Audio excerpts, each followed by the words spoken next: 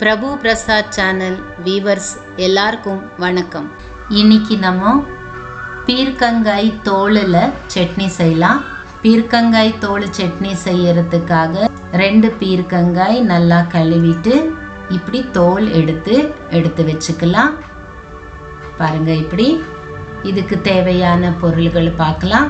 வரமிளகாய் 6, தேங்காய் 4 spoon,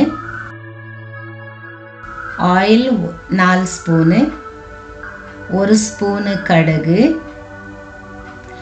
1/2 spoon பெருங்காயம்,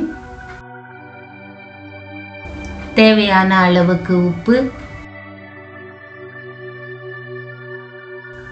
கருவேப்பிலை தாளிக்கிறதுக்கு, 2 ஸ்பூனு உளுந்தம் பருப்பு,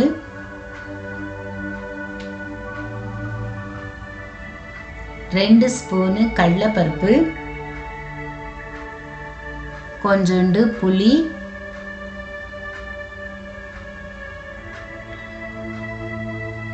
இப்போ ஒரு கடாயில் எண்ணெய் ஊற்றிட்டு இருக்கிறேன். பீர்க்கங்காய் தோல் போட்டுட்டு இருக்கிறேன். இது நல்லா இப்படி வறுத்துக்கலாம்.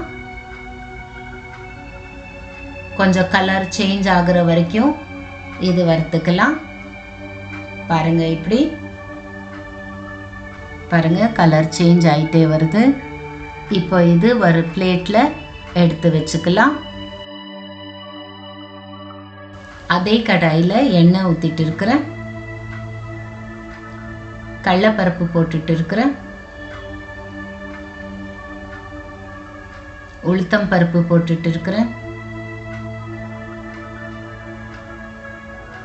வரமிளகாய்,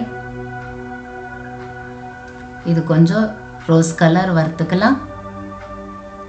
இப்போ இதுலேயே புளி போட்டுட்டு இருக்கிறேன். தேங்காய் போட்டுட்டு இருக்கிறேன். இதோ கொஞ்சம் லைட்டாக இப்படி வறுத்துக்கலாம்.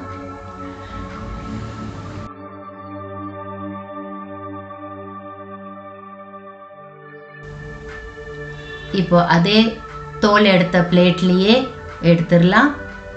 பாருங்க, இப்படி இது ஆறுற வரைக்கும் ஒரு கடாயில் எண்ணெய் ஊற்றிட்டு இருக்கிற. எண்ணெய் சூடான பிறகு கடுகு,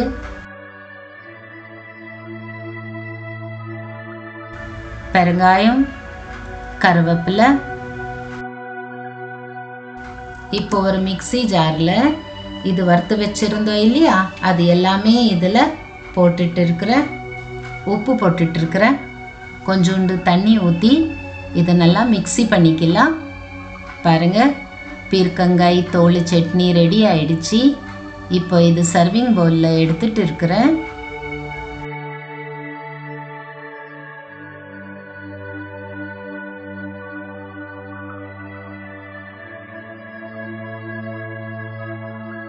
தாளிச்சி வச்சிருந்தோம் இல்லையா, அது இது மேலே போட்டுட்டு இருக்கிறேன். பாருங்க, இப்படி பீர்க்கங்காய் தோல் சட்னி ரெடி ஆயிடுச்சு. இது தோசைக்கு, இட்லிக்கு, சப்பாத்திக்கு ரொம்ப நல்லா இருக்கும். பீர்க்கங்காய் தோல் சட்னி ரெடி.